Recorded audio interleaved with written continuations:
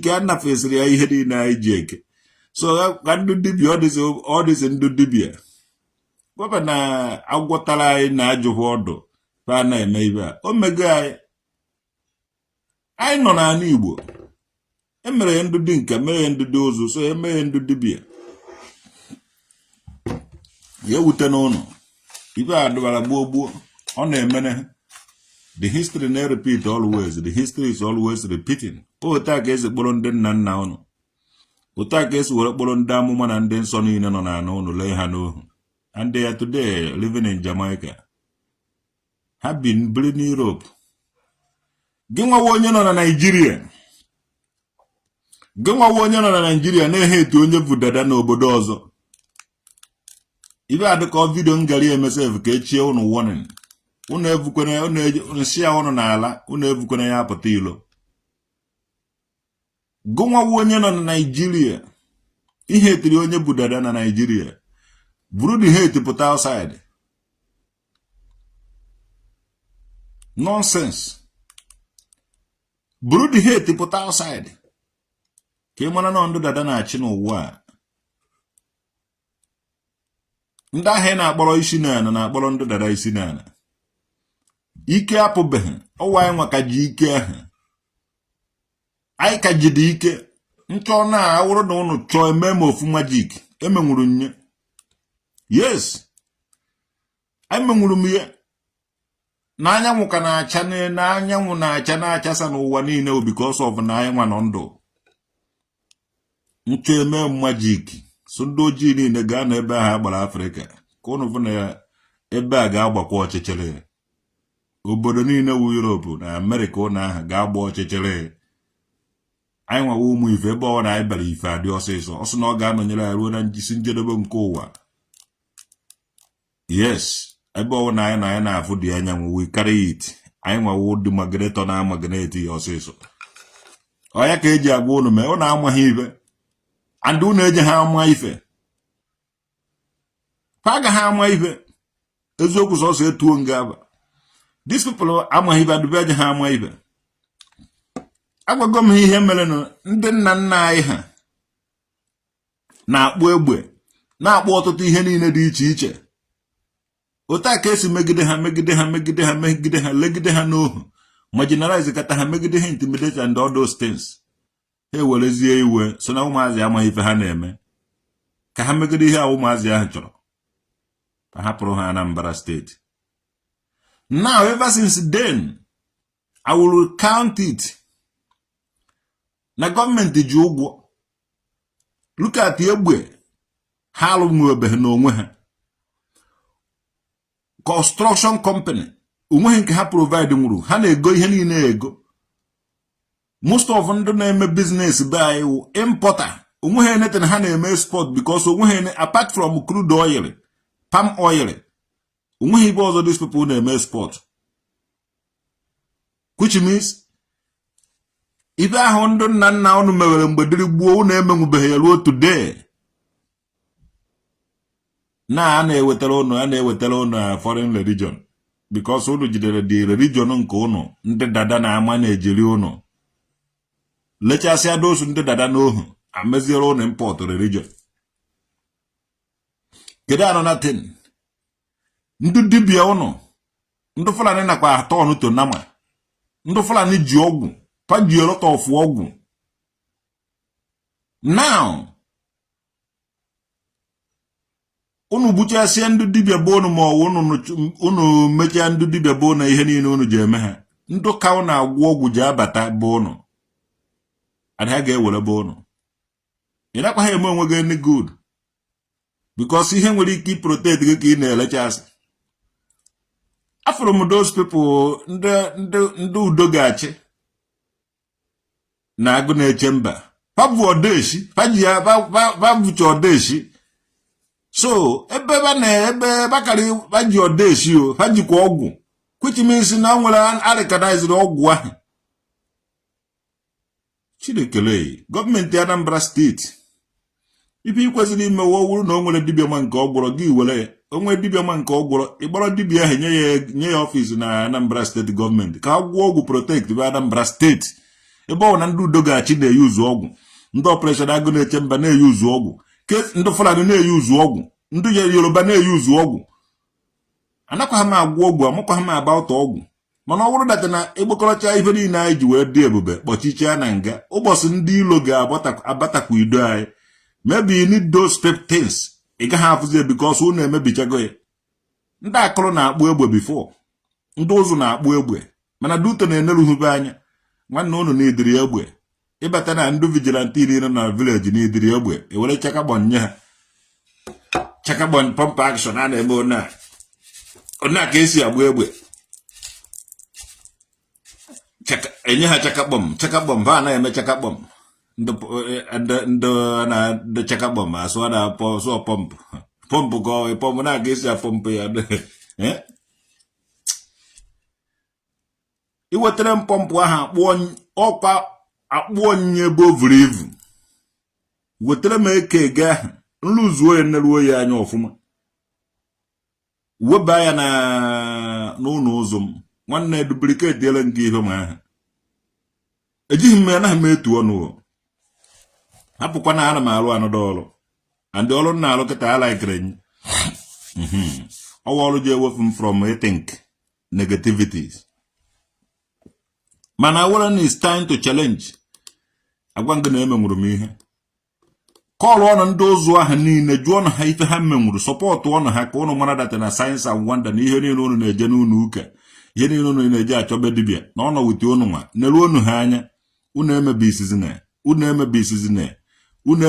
na ihe ụnụ nwere those people ụnụ na worship those people na-enye ụnụ agwa ụnụ ga-emebisie ihe ụnụ nwere na idikwere ihe ahụ ha nwekwere their own amụkwa m ibe nji na-agwa gị ya ha nwere their own unu mebicha ife unu jide ebube one day unu ga-achọ ibe ahụ unu jide ebube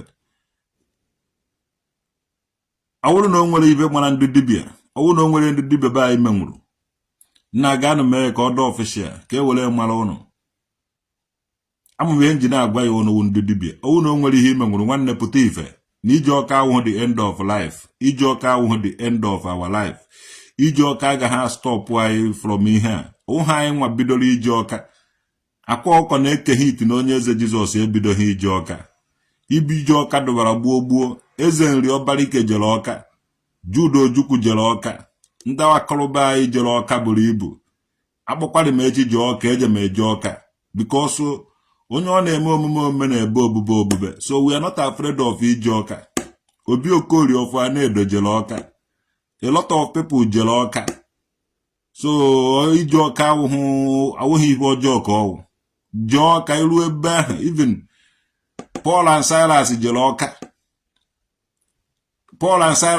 ọka ndị nke Daniel jere ọka so ndị jere ọka buru ivu mụnwa traditional nwoke I have deemed to and adugom deem iji ọka so mgbe ọwụ na m nwetara onwe m n'onu n'ọdụm ma n'ọdọ ọkụ I will go and eje m eje ebe ahụ ọ wụrụ na m afụtaghị so be it ndị nna nna anyị na-eje ọka ejego ọka ahụ eze nri ọbarike obivu n'ọfịa nri n'ọfịa dị n'ọla eri ebe ahụ ka obi mana o jere ọka he were forced to go to ọka ọ na coming to ọka ndị mmadụ fụrụ eche na papụrụ ndị mmụọ fama nọ mmadụ because anaghị afụ eze nri anya anyhow ordinary people cannot see eze nri ka ebe ọ dị powerful eze nri dị then mana o jere ọka so mmiri enwere ọkara akụ going to ọka is like making a great history onye ọwụna jere ọka because of ihe ọ na-arụ ịbago na nnukwute great history ọwụ chakakpọm history eze nri jere ọka Obi Okorie jere ọka Jude Ojukwu jere ọka visible nnewedom jere ọka ịlọta ọfụ ndị nna nna anyị jere ọka mee na ndị mụrụ anyị jere ọka ahụ onye anaghị akụja ije n'ọka ahụ we are not afraid of ije n'ọka ahụ ndị anyị je na-ekwu otu the history ife ahụ mebiri ahụ ntagbu asaa we come there to read the history for them igiri ka ejila akụrụ n'ohu ha na-akpụ egbe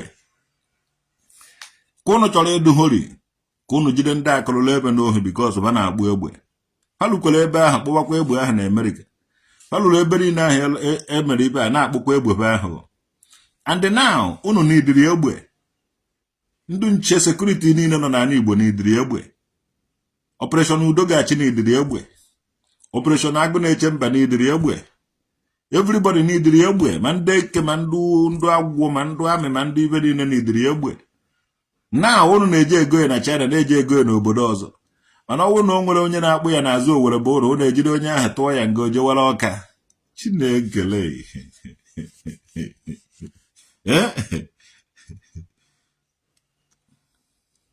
Yes.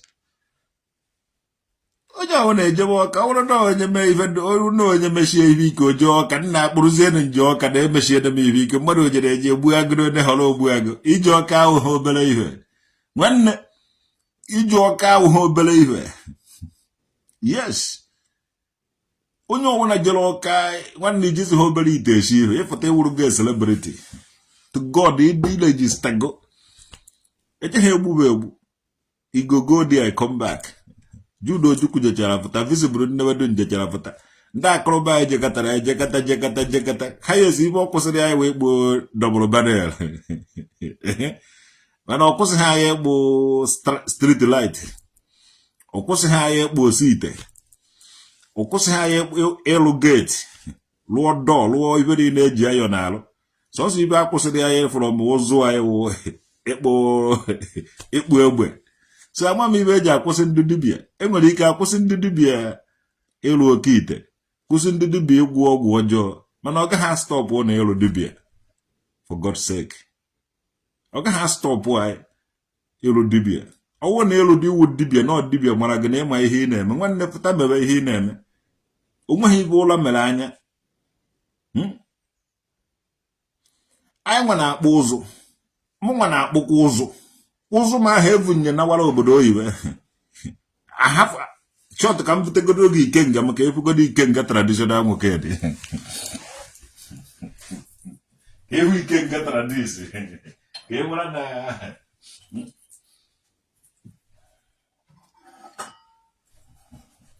echiri m echi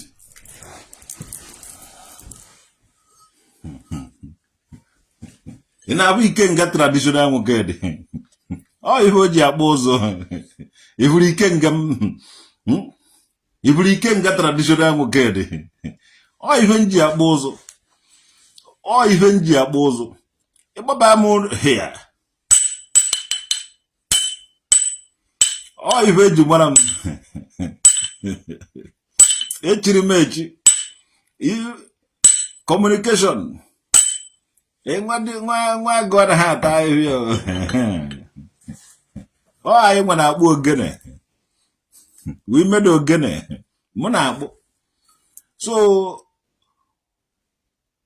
ije ọka ọ iru ebe a saịnụ gasịala agụọrọ gị iwu gwa gị ihe ije ị kwesịrị ime na ibe ikwesịrị ịnọta gị imewekwa ife gị ndị anafụrụ anyị ekpo egbe mana anafụghị anyị ekpo ogene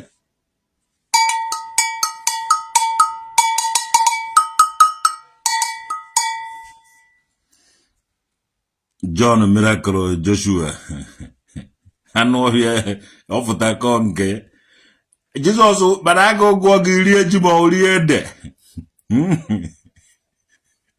agụ ụgwọ gị rie ji ma o rie ede anyị kwere n'ibe i kwuru anyị kwere na Jizọs wụ king of king mana nwanne iji akọ ihe iji arụrịrị ọrụ Jizọs wụ king of king ọ naghị ga-ekọ ihe ọ naghị anyị ijide gị nye gị ọrụ ọsịsọ rụọ ọrụ Jizọs wụ king of king yes mana you have to work yes ya wụrụ king of king mana you have to work maka aga ụgwọ gị iji eri ji ma o rie ede so you need to work ejide gị ihe ga-eme gị ọnụ nwawu ndị ohi na-emebi isi unu mecha unu ebo ya ndị omenala unu mecha akwa ọkụkọ ọnụ nwatiri akwa ọkụkọ na problem maka akwa ọkụkọ enweghị problem gọọmenti of Anambra steeti anyị chọrọ ka ije ka akwa ọkụkọ nagede ka o je gụọrọ anyị ndị nwe oke ite ahụ nọ na nke 90% of them wụ ndị ụka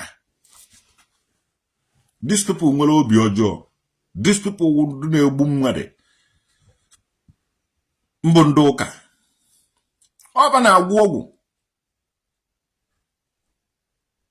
panwa na-agwọ ọgwụ anyị pụrụ jee be akwa ọkụkọ na-evute ego na-evi ya akwa ọka ọ na-agwọrọ m ọgwụ na-etu ya ọbara tụle ọ na-agwọrọ ma ndị pastọ crowd pullers anaghị eji na-agwụ ngị ọgwụ be dibịa eziokwu ka m na-agwa go ewofu na ama m one udude nka na haba agụrụ si egbu mmadụ ma ọwụ ipepa mere be anyị mgbe ndụ na ụmụazị nwanne akara m iso na-anakọrọ ego ahụ akago m ịlụ họteelụ na hostel yes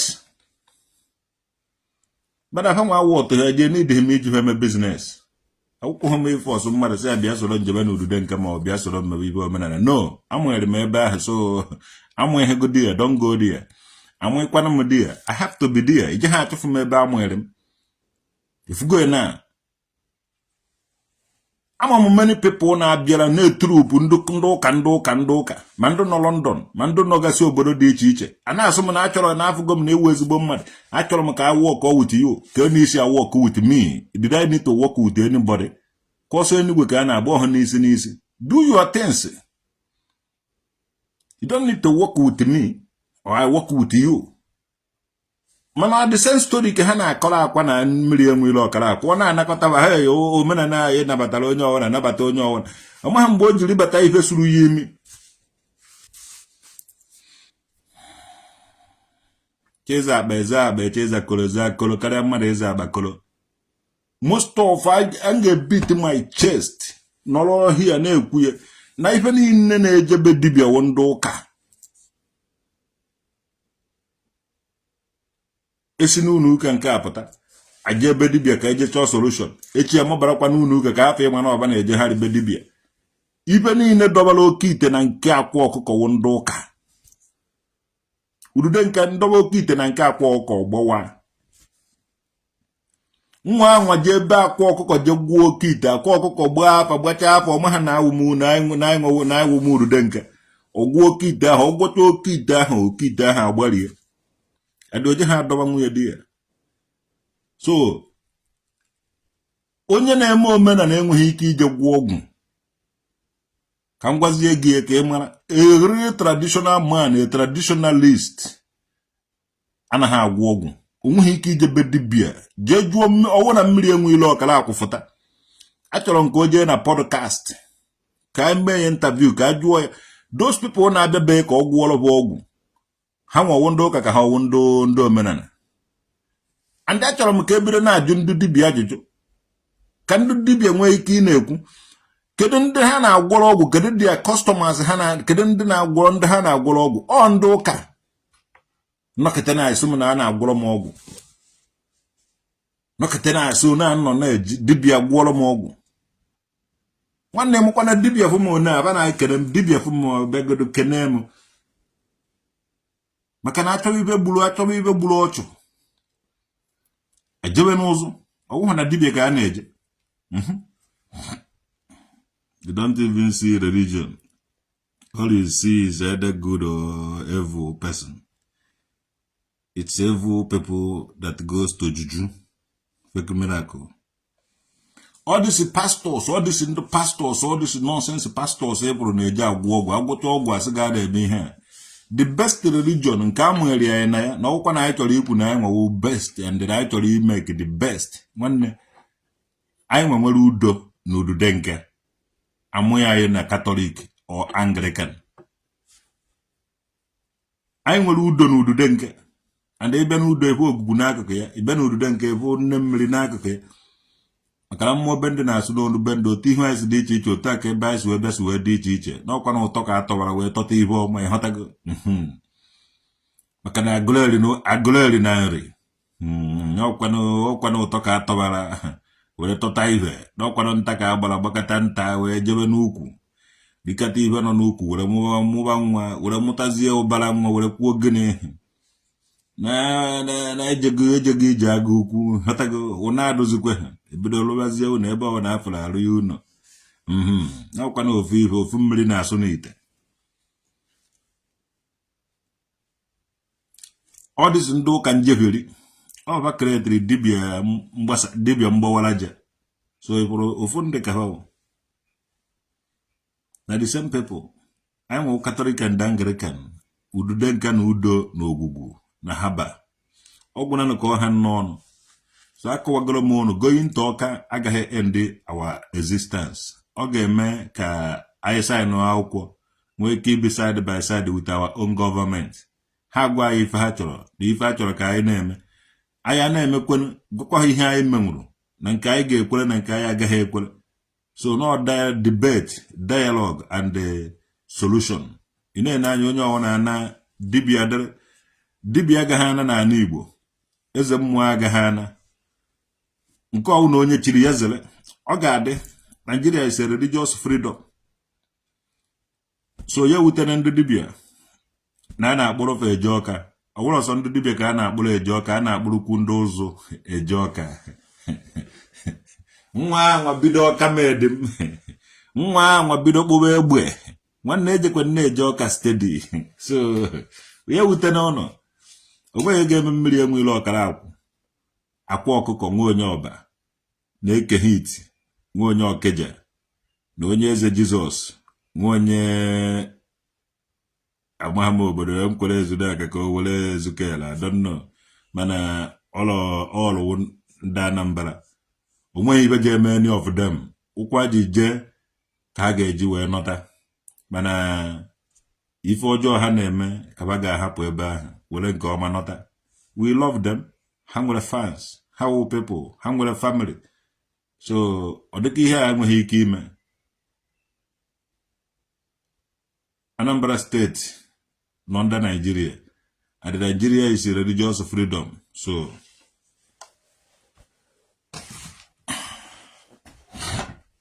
onwe ihe ga-eme ha. Otu anyị sikwu ya otu a ka ọ dị, otu a ka ọ ga-adị. Nothing will happen to them.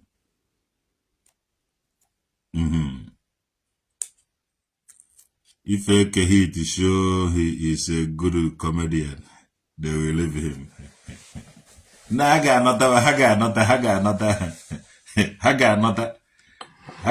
mana ha agaghị agwụkwọ ọgwụ ọjọọ, ha agaghị na-emekwa ihe a.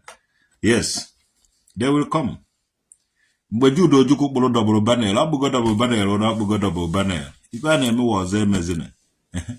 Ọwụ na nnọta kịta akpụka ya ofu egbe na-agba ejide m na mkpụrụ egbe na-agba. Yes, ọ mkpụrụ ya. Eje ọka ya esi asị m akpụzina ya again, ma asaịdụ akwụkwọ na ejezighị m akpụ.